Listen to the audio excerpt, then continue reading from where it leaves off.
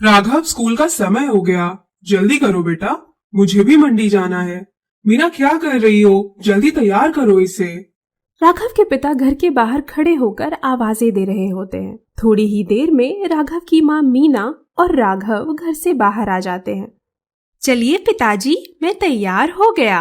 राघव के पिता मनोज राघव का हाथ पकड़कर उसे स्कूल ले जा रहे होते हैं। तभी रास्ते में घना जंगल पड़ता है।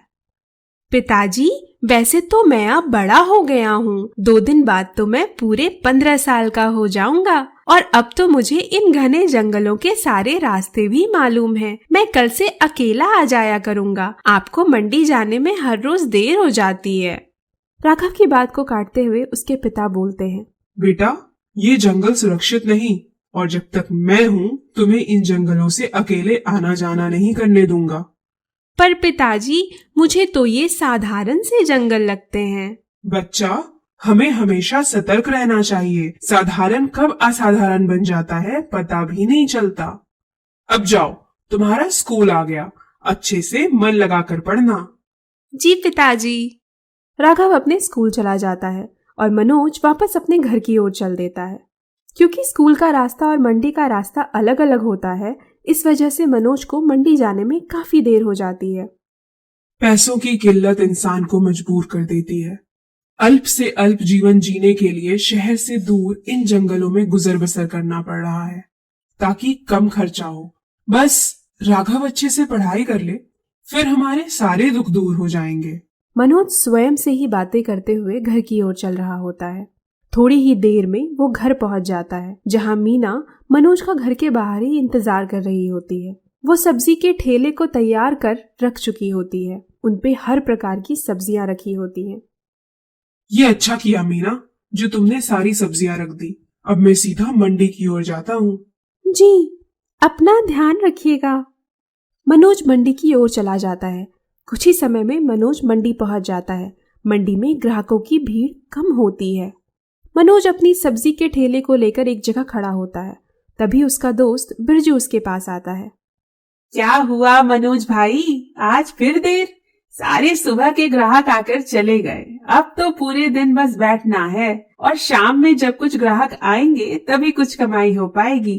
तुम्हें तो पता है ना, मेरा घर मंडी से दूर है और फिर मुझे राघव को स्कूल भी तो ले जाना होता है।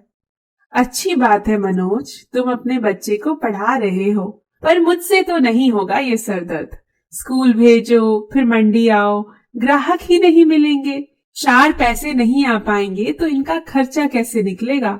कल को रानी बिटिया की शादी करनी होगी, उसके लिए भी तो पैसे चाहिए। इसीलिए मैंने अपने 2 लड़कों को भी काम पर ही लगा दिया। तुम्हारा तो एक ही बेटा है, कम कमाओगे तो भी चल जाएगा। मनोज बिरजू के उन 2 लड़कों को देखता है, जो शिक्षा के महत्व से अनभिज्ञ बस अपने पिता के शब्दों का पालन कर रहे थे।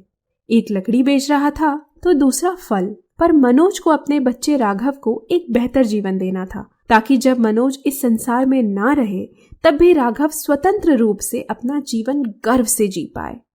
दोपहर के 2 बज जाते हैं। राघव के स्कूल की छुट्टी हो जाती है। मनोज बाहर इंतजार कर रहा होता है। राघव और अन्य बच्चे सभी स्कूल से बाहर आते हैं। राघव अपने पिता मनोज के पास जाता है और दोनों वहां से घर की ओर चल देते हैं।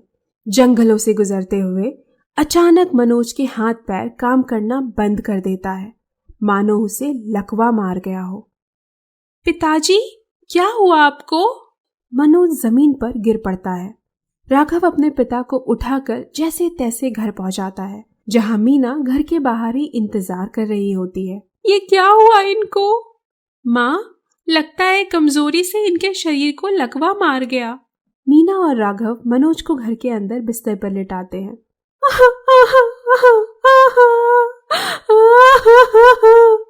ये क्या हो गया? कितनी बार कहा इन्हें, इतना करने की जरूरत नहीं। और सब भी तो है ना गांव में, वो सब तो अपने बच्चे को स्कूल नहीं भेजते। पता नहीं इनके सर पर कौन सा भूत सवार था। अब क्या होगा हमारा? माँ, आप ऐसी बातें क्यों कर रही हैं? सब ठीक हो जाएगा, पिताजी भी ठीक हो जाएंगे। कैसे ठीक हो जाएंगे?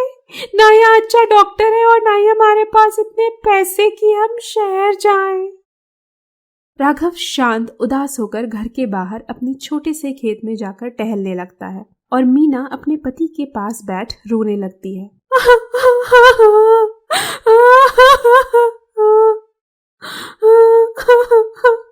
मैं इलाज करवाऊंगा, पर इतनी जल्दी पैसे कहाँ से आएंगे? गांव में तो सब्जियों के भरोसे पैसा जमा करने में सालों लग जाएंगे। राघव की नजर पेड़ों पर पड़ती है। क्यों ना इन पेड़ों की लकड़ियां शहर के बाजार में बेचा जाए, वहां इसके अच्छे दाम भी मिलेंगे। पर यहाँ पेड़ बहुत ही पतले हैं, इनकी टहनियां भी कमजोर हैं, इसके पैसे मिलने तो मुश्किल हैं। मुझे जंगलों के पेड़ की टहनियां ले जानी चाहिए, वो मजबूत भी हैं और मोटे भी। राघव कुल्हाड़ी लेकर तुरंत ही जंगल की ओर चल देता है।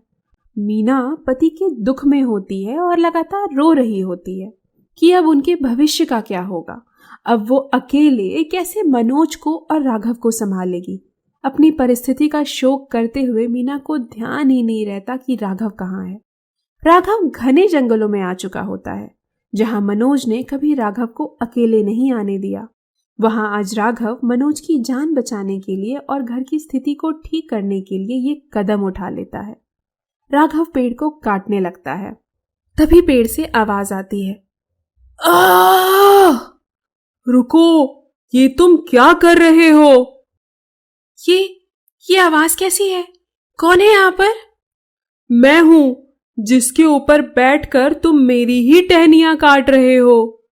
तुम बोल सकते हो, पर कैसे?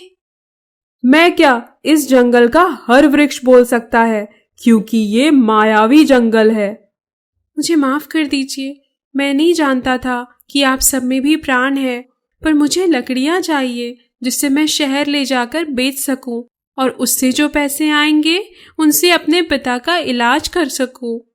मैं जानता हूं, सब जानता हूं, पर तुम चाह कर भी अमीर नहीं बन सकते, 4 पैसे नहीं कमा सकते। आप ऐसा क्यों कह रहे हैं? क्योंकि कई साल पहले तुम्हारे पिता ने इस जंगल में आकर अमीर बनने के लिए एक चक्र शुरू किया था, पर वो चक्र तुम्हारे पिता पर ही उल्टा पड़ गया और वो गरीबी से जूझने लगा। मैं कुछ समझा नहीं। तुम्हें ज्ञान की परीक्षा देनी होगी। यहाँ से बीचों बीच एक भव्य वृक्ष है, वो जादुई शक्तियों का वृक्ष है। उसके पास 2 अंगूठी है, एक समृद्ध अंगूठी, एक गरीब अंगूठी। उसके माया जाल से अगर तुम सही सलामत आ पाए तो वो तुम्हें समृद्ध अंगूठी देगी, और अगर माया जाल में फंस गए तो दरिद्रता, दुख और गरीबी का फल मिलेगा। तुम्हें गरीब अंगूठी मिलेगी। ध्यान रहे, संध्या होने से पूर्व तुम्हें अपना कार्य करके घर लौटना होगा। आपका धन्यवाद। मैं उन घने जंगलों के बीचों बीच उस जादुई वृक्ष से मिलने के लिए तैयार हूं। राघव जंगल की ओर चल देता है। कुछ ही दूर चलने के बाद उसे आभास होता है कि संध्या हो गई है। आसमान में लालिमा छा गई और सूर्यास्त होने को है। ये क्या, इतनी जल्दी सूर्यास्त कैसे हो सकता है? जरूर ये कोई माया है। मुझे आगे बढ़ते रहना चाहिए। थोड़ी ही देर में आसमान सामान्य हो जाता है। राघव चलता रहता है। तभी उसे एक स्त्री दिखती है जिनके पैरों में कांटे लगे होते हैं। मदद करो मेरी, कोई मदद करो। राघव उस स्त्री के पैरों से कांटे निकाल देता है। दीदी, ये जंगल खतरनाक है, आपको यहाँ ऐसे नहीं घूमना चाहिए। हाँ, मैं इस जंगल में गुम हो गई हूँ, क्या तुम मुझे जंगल से बाहर निकाल दोगे? पर मैं तो किसी कार्य की ओर बढ़ रहा हूँ, अब अगर मैं पीछे हट गया तो कार्य अधूरा रह जाएगा। मैं आपको रास्ता बता देता हूँ, आप जंगल से बाहर निकल जाएंगी। पर अगर मैं इस घने जंगल में और गुम हो गई तो? ठीक है, तो आप मेरे साथ चलिए। मेरा कार्य पूर्ण होने के बाद मैं आपको जंगल के बाहर छोड़ दूंगा। हाँ, ये ठीक रहेगा। थोड़ी दूर चलने के बाद राघव को एक बड़ा सा विशाल पेड़ मिलता है, जहाँ चींटियां भरी होती हैं और वो उस वृक्ष की टहनियों को खा रही होती हैं। राघव वहां रुक जाता है। उफ, तुम रुक क्यों गए? क्या हुआ? ये चींटियां इस पेड़ को कितनी निर्ममता से खा रही हैं, इसे कितना कष्ट हो रहा होगा। अब अगर पेड़ को कष्ट हो रहा होता तो वो चिल्लाता ना। वैसे भी चींटियां अपना पेट भर रही हैं। अब अगर तुम इन्हें हटाओगे तो चींटियों के साथ अन्याय हो जाएगा। तुम क्यों पड़ते हो इन सब झंझटों में? तुम जिस कार्य के लिए आए हो वो कार्य क्यों नहीं करते? मैं ऐसे किसी को पीड़ा में छोड़कर नहीं जा सकता। राघव इधर उधर देखता है और उसे पास में ही एक केले का पेड़ दिखता है। राघव केले के पत्ते पर थोड़े से पके केले लगा देता है और उस पत्ते को पेड़ की टहनियों के करीब ले जाता है, जिससे सारी चींटियां धीरे धीरे पत्ते पर आ जाती हैं और राघव उस पत्ते को पेड़ से दूर जमीन पर रख देता है। अचानक पेड़ से रोशनी आती है और पेड़ एक खूबसूरत पेड़ में बदल जाता है। राघव अपने बगल में देखता है तो वो स्त्री भी गायब हो चुकी होती है। राघव को आभास होता है कि उसके हाथों में कुछ है। वो अपनी हाथों की मुट्ठी खोलता है तो उसमें अंगूठी होती है।